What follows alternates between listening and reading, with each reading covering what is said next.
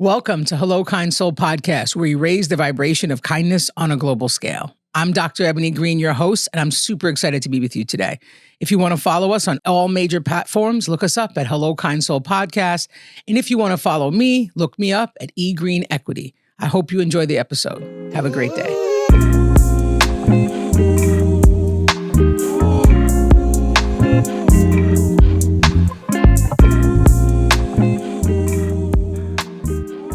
Greetings and welcome to Hello Kind Soul Podcast. I'm your host, Dr. Ebony Green, and I'm super grateful to be in community with you this week. Today, I think it's important for us to kind of just jump into the difference between confidence and arrogance, right? It's amazing how often we get those confused or even they're conflated in the way that we talk about who we are, how we enter a room, how we do our work, and who we're becoming, right? And so first, I want to kind of start with a story about, just when you're starting out in the world, right? And you know what you know. And you know what you know. And how when you are able to share that in a particular way with folks, sometimes it makes people uncomfortable and sometimes they speak to, you sound arrogant, right? And it's not the case, right? You're just confident that you know what you know. But here's something to understand. I remember being a teacher, and the one thing I just naturally liked and gravitated toward was like data analysis, all the things. And so when I was working in New York City as an educator, one of the things people would call on me for often was like systems, tech systems, computers, all that stuff, and ask me for help. And I remember at one point thinking, I'm an educator, so why am I being called on for this other stuff? Like how did they know that? And one of the things I realized is that folks see what you do. They see who you are. They see how you show up. And so naturally, it makes sense for them to ask you for help when they need it, right? And I'm that person that kind of jumps in and whatever I can do, I do. And so as I went through my career down there and I went from a teacher to an AP, I started to become really confident about how I can help and assist in supporting, different administrators do different things in the computer systems. And it was interesting because it was that feeling of like, I know what I know, right? Which is why I'm sharing that brief little snippet is because one of the things that's really important is that as you build and grow and learn more, it's important that you're able to share and help folks who need help in the room, right? And so I want to start off and give you two brief definitions, right? The difference between arrogance and confidence, right? So I'm going to give you a textbook definition of arrogance, which is being unpleasantly proud and behaving as if you're more important than someone else, right? And interestingly enough, like there are people that we see often that, I feel like there's a really clear distinguishing factor between arrogance and confidence. And for me, the biggest difference when I see someone and I kind of am like, oh, that's arrogance showing up, right? It's kind of that feeling of like, oh, they're more important than, right? The other thing it makes me think about is like often I wonder, like, where's the evidence that the thing you're kind of, beating your chest about, you do, you are, right? And interestingly enough, when you think about arrogance and you're thinking about, if I say to you, like, think of a person who's arrogant, it's oftentimes not that they know what they know. That's not really the issue. It's that they know what they know and they almost make other people feel bad about the fact that they know what they know, right? And that's the piece that kind of kicks up for folks, right? And the challenge with that is that there are some really smart people in the room with us always, right? In this world, there are so many people who in some regard are just smarter than us or as smart as us, whatever, right? But when people show up and they act, arrogant or they act as if they're better than, it almost shuts us down from receiving information, which is the whole purpose of me wanting to have this conversation, right? And say these things out loud. When people show up and in their ability to share what they know with you or help you do something, you feel less than because of the ways of being, how they're showing up, the things they say. What I think sometimes we forget is that it makes people shut down and they no longer want to listen to us. So it's counterintuitive, right? Because if your goal is really to show people, not even show people, but to assist people, support people, help people, then we want to do that, yes, in a confident way so they understand that we know what we know, but we don't want to make it seem as if because they didn't know something, there's something wrong with them, right? That's not the goal, right? And so let me give you the definition real quick of confidence, which is the state of feeling certain about the truth of something, right? When it comes to areas of expertise, right? For me, I'm an educator. So my area of expertise, the thing I've done my whole career is educate folks, whether it was a school leader, district leader, classroom leader, right? I've always lived in that space, whether it's professorship, whatever. But I know what I know. But even within the realm of what I do know, there are a bunch of things I know I don't know. And while I can be confident in certain aspects of my knowledge, I'm really quick to say to people, like, I don't know, but I can try to hook you up with someone who would know, right? Confidence is that quiet piece that shows up with you everywhere you go. And it's just knowing what you know and you're comfortable, right? I know for me, one example that I think is really, really clear in my mind is that my mom was sick for some time, and I met many of her doctors, right? And there was this particular doctor who I won't say his name because if he ever watches this episode, he's going to be like, why did you say my name? But anyway, he's an amazing human being, him and the whole team that worked with her. But the one thing that I feel like so grounded me in being comfortable with the way that they were dealing with her and as they were diagnosing her and caring for her was that in those moments, they never made you feel dumb that you didn't know, right? What you didn't know. And there was this quiet confidence to them as they walked through the space and had conversations. And for me, that confidence looks like a very calm ability to share something with you without all the grandiose big words and stuff that they know you don't know, right? And so I think when you think about like, why is that so important? Why is it important to be confident but not arrogant? Is because the confidence is what let me feel comfortable in my seat as I'm talking with them, making sure, asking questions and trying to gain a deeper understanding of what she needed, how I can support, how I could be there, and what they knew, right? And so I was able to listen and learn and ask and investigate. And then at the end of the day, feel good about the decisions that were being made, because they were very confident in articulating what she needed and saying, okay, this is what we're going to do. This is our plan forward, all of that. But in a very caring, compassionate way that I knew that they saw her and they saw me and they saw the other people who were trying to care for her. And I deeply appreciated that, right? And in that moment, it really mattered, specifically when we think about anything medical, right? And if it's an emergency or someone's sick, like those are the moments where you really need to feel comfortable in the decision making, right? But conversely, there was one or two doctors, which remain nameless, that when she was in the hospital would, kind of come in the room and, the way they would speak to you is very dismissive, right? And for me, that gives off that arrogance vibe. Like say what you got to say and get out the room, right? All of a sudden, it shifted the way I was able to receive their information. It shifted how much I trusted her with them, right? Because if you have to assert an attitude that says, I know, which means you're less than, I'm now concerned about your ability to really heal or harm. And I want you to understand this. This is in every field in the world. This is in every interaction you have, right? The question we should always understand deeply, the statement rather we should understand deeply, is that every single day I have an opportunity to heal or to harm in the way that I show up, in the way that I interact with people, in the way that I speak with them. So I want to be confident that I know what I know. And I don't want folks to feel like they have to, dumb down their intelligence or humble themselves so that they seem less than. But I certainly want folks to understand that you could be confident that you know what you know, which is a very reassuring feeling that people get from you because they're like, okay, Eb really knows.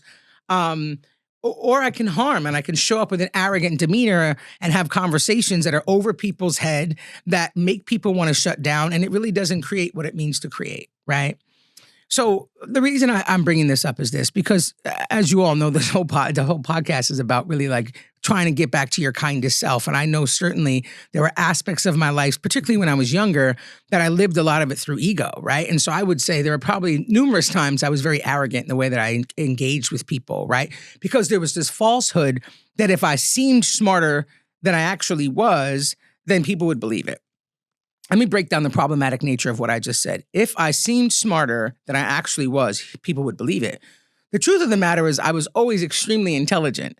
And so the idea that I have to appear to be something more than I am is actually counterintuitive. Like you don't have to appear more than you are because you're actually as good as you are when you show up. And so the error in thinking with many people who kind of walk through the world and you interact with them and you're like, why are they so arrogant? Is because sometimes folks don't actually believe they are who they are. right? And that's the problem. Like when we believe we are who we are, then we can just have a quiet confidence that we just kind of walk through the world with, right? And when people ask you stuff, you're like, oh yeah, like here's the thought, or maybe I can help you with this. But when I was unsure of my actual power and my ability to be something in this world, then for me, there was a need to like project this voice, this person, this persona of that I'm better than, or I'm smarter than, or I know more than. And that's trash. There's no other way to say it nicely, but it's just trash. It's harmful. It's divisive. It actually diminishes your power. It diminishes your light. It diminishes the amount of people who want to listen to you, follow you, believe in you, all the things. And so I'm curious, if you think about who you are now or who you were then, like what are the places where you can see that it's almost an overcompensating of who you actually are because you don't believe it. And the reason I say I can go back to the moments and see it is because there were clearly moments that I think I was being arrogant in my demeanor or my conversations with folks, but I also could see that I was this person who did not realize that I had the power I had. And that version of me was a person who was unsure if I was really good enough, right? And so much of the conversations we have, if not all of them, really are predicated on how much you love you believe in you understand you value you. From that root, right, if we think of it as a plant, like that's the soil we talk about. If I say, if you focus on the soil, the fruit would be delicious. The reason I say that is because that soil is belief, value, understanding, right? Nurturing yourself, loving on you. That soil is what then allows you to grow into this person that could say, like, I know what I know, and that's all I know. And there are other people who actually probably know a lot more than me, and that's okay too, because we're not in competition at all. Because you have your lane and I have my lane. And so I'm going to focus on really being able to love me and understand my authentic power, my goals, the things I need to grow, and the things I need to fix. And none of that work makes me less than, right? And so there's no need for me to put on airs of being better than or richer than or more important than. All of those things move us closer away from who we want to be. And it also moves us closer away from our actual purpose. And so it boggles my mind sometimes. Like I'll meet really intelligent people, like super intelligent people. And I'll be in rooms that, honestly, God has just gifted me the opportunity to be in. And there are people that'll talk and I'm looking at them and I can really understand deeply that they don't really know how smart they are because of the way they're moving in that room, right? And the challenge with that is like, I'm not a person who's like, famous or has, a ton of means, right? But there are opportunities that I'm able to give to other people, lend to other people, gigs, whatever.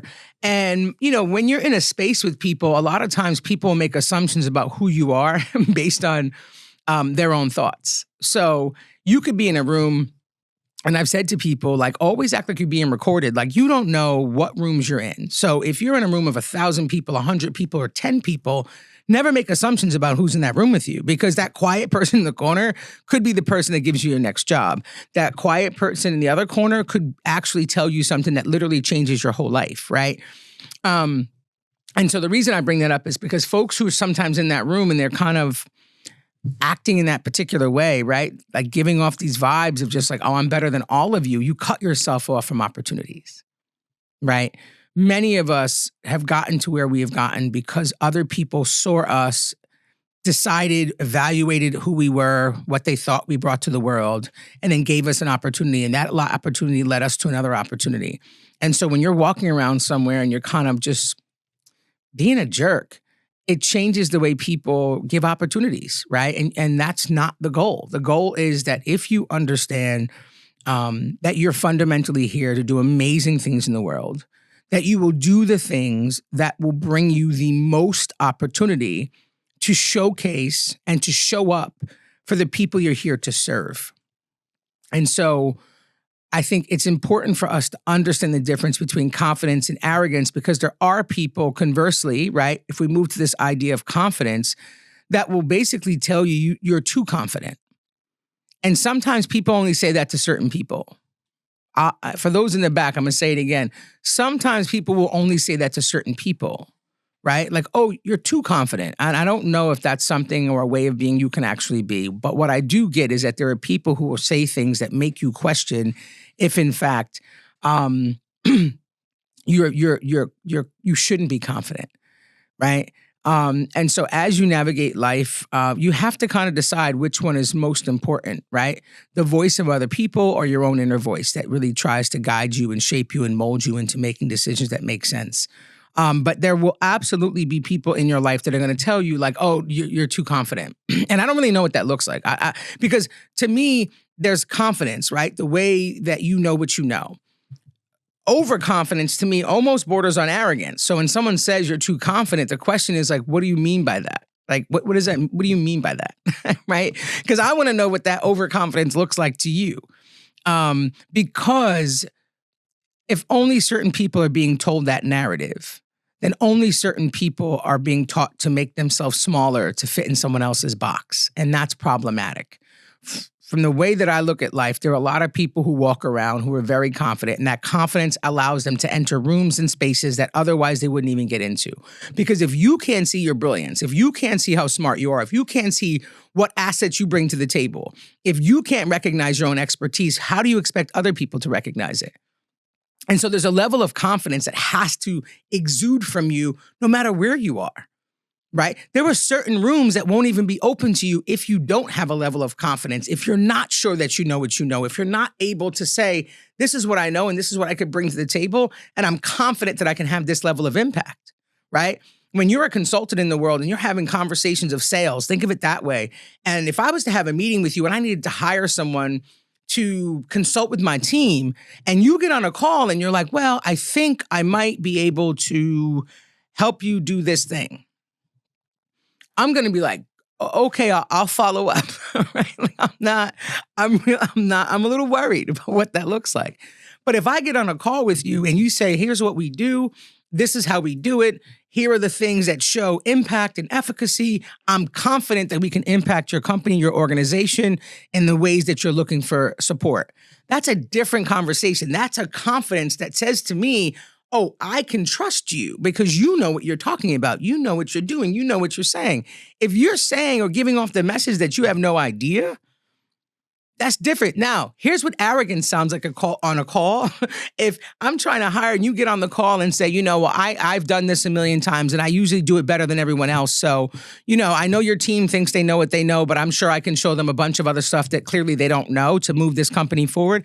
That's what arrogance sounds like. That's a hard no for me. Thank you. Pass, right? All three of those, it's important for us to think about. If we get on the call and we're uncomfortable, we're not sure, we think we might be able to, it says to me that you're not sure if you're actually the person you say you are. If you get on the call and you're like, here's who I am, this is what I do, this is what my expertise has allowed me to support others to do, here's the data set, the surveys, from my other clients and how they've experienced my service, and I'm looking forward to support you, so let's carve out some objectives that you think would best serve your team. That's confidence. Arrogance is I'm smarter than everyone in the room. And honestly, I'm shocked it took you this long to call me. Your team is, they're okay, but I'm sure I can really teach them to do better things. That's what arrogance sounds like, right? And in no space really does that actually work. And maybe it does, and I don't know, which, listen, I'm not the be all end all. That could absolutely be, but I would promise you that the confidence that you lead with says to me, you can take a breath. Here's what I'm able to do. Here's how I'm going to support you. Here's how we move forward. So, folks, I want you to think about those three pieces. I also want to think about in the moments that you've been arrogant, like why? Is it really because you weren't sure? Is it because you were nervous? Did you think that you really didn't deserve to be in the room?